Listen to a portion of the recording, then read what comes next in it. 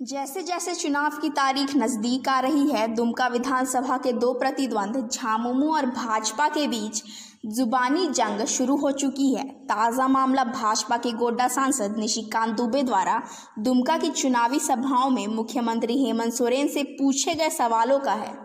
निशिकांत के सवाल पर पलटवार करते हुए शिबू सोरेन आवास पर पत्रकारों से बात करते हुए झामुमो के केंद्रीय महासचिव सुप्रियो भट्टाचार्य ने कहा कि हम लोगों को दुबई मत भेजिएगा और ना ही दुबई का कुछ फोटो दिखाने को मजबूर कीजिए और ना ही दिल्ली के वसंत विहार थाने में दर्ज मामले को सार्वजनिक करने की नौबत आए, नहीं तो आपको बहुत शर्मिंदगी उठानी पड़ेगी। जैसे जैसे चुनाव की रावण कहा, किसने कहा? राहुल गांधी का हो गया, किसने कहा? राहुल गांधी तो ने राहुल गांधी जी और कहा चोर कहा। हाँ, जब चोर कहने मजा चोर कहा तो उसमें केस किया हुआ है उन लोगों ने। राहुल गांधी आज रावण बता रहे मैं हैं। आपको बता रहा हूँ, कांग्रेस का पीएफआई से क्या रिश्ता है? रघुवर दास जी ने कांग्रेस का कहा, पीएफआई से क्या रिश्ता है? रघुवर दास जी ने ये कहा कि आप प्रधानमंत्री को चोर बोलते हैं, हमने चुट्टा बोल दिया तो क्या है? वो इस तरह की बात कर रहे हैं कि मानो चोर बोला गलती किया, चोट्टा बोलना चाहिए। अरे आप किस तरह की बात कर रहे हैं? सेना ने क्या कहा? आपके शिवसेना संजय राउत ने क्या कहा? जी हाँ।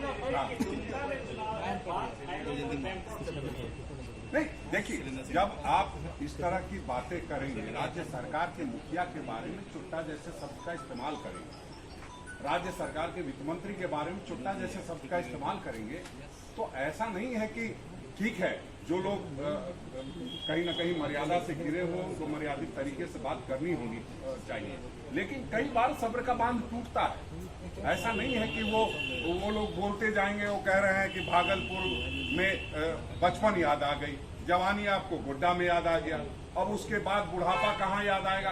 ये तो देखिए, इस तरह की बातें नहीं होनी चाहिए। आप तरह तरह की बातें करके बरगलाने का काम बंद करें, मुद्दों पर बात करें। 1417.50 करोड़ रुपए आपने काट लिया, आपने क्यों ऐसे समय में काटा?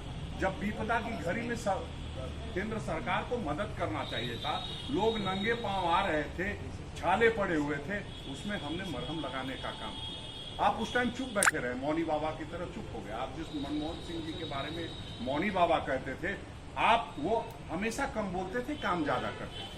आप हमेशा ज्यादा बोलते हैं, काम कम करते हैं।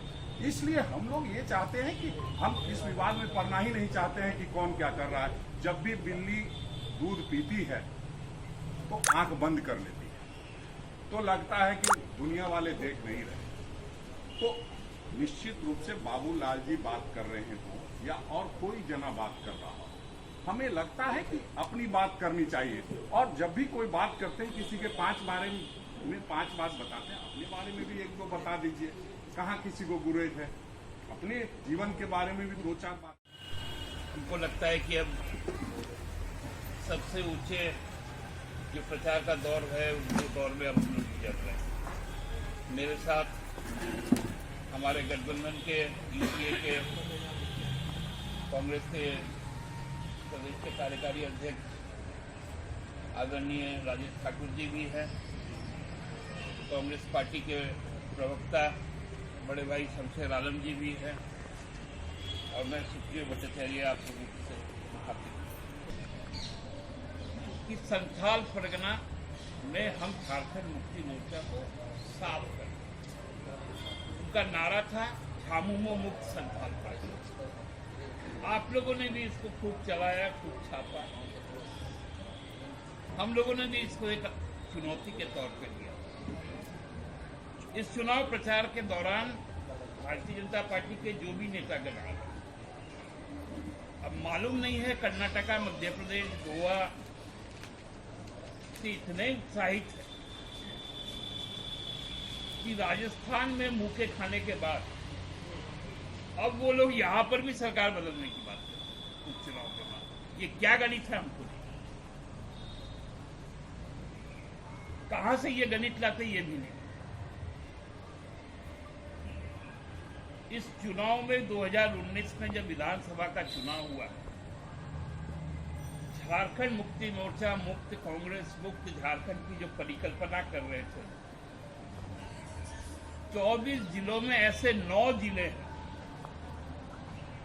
जिसमें एक पूरा प्रमंडल है जहां भाजपा खाता तक नहीं खोल, कोल्हान प्रमंडल,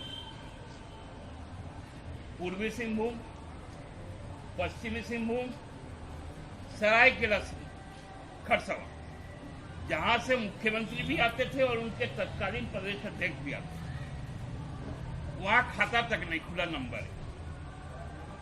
संथाल परगना में भी मुक्त करवा रहे, यहां पर भी 3 जिले हैं, पाकुड़ है, दुमका है, जामताड़ा,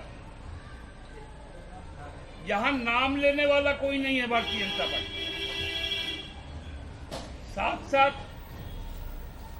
3 जिले ऐसे और हैं, लातेहार, गुमला और लोहरदगा, जहां पर भी भाजपा का नाम जपने वाला कोई नहीं।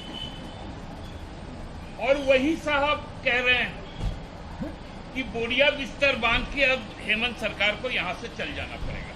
अजीब विडंबना है। कहां से आप ये बात सोचते हैं? कहां से इस इश्यू को लेकर आते हैं? मुद्दों पर बात होनी चाहिए।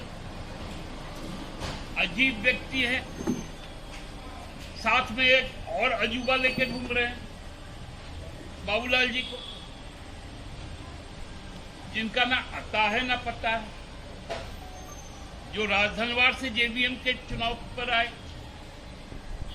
और हमको याद पड़ रहा है, चुनाव के पहले इसी दुमका में आप लोगों से बात करते हुए बाबूलाल जी ने कहा था कि मैं कुतुब मीनार से कूद जाऊंगा, लेकिन मैं भाजपा में नहीं जाऊंगा। हमको तो मालूम नहीं चला कि टावर से कब कूद के वो भाजपा में आ गया, इस टावर चौक।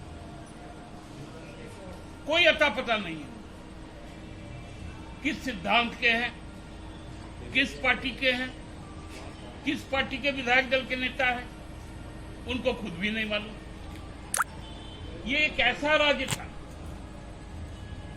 जहां पर एक मुख्यमंत्री के लिए सर्किट हाउस का दीवार को ऊंचा करना पड़ा था। आप लोगों को भली बात याद है।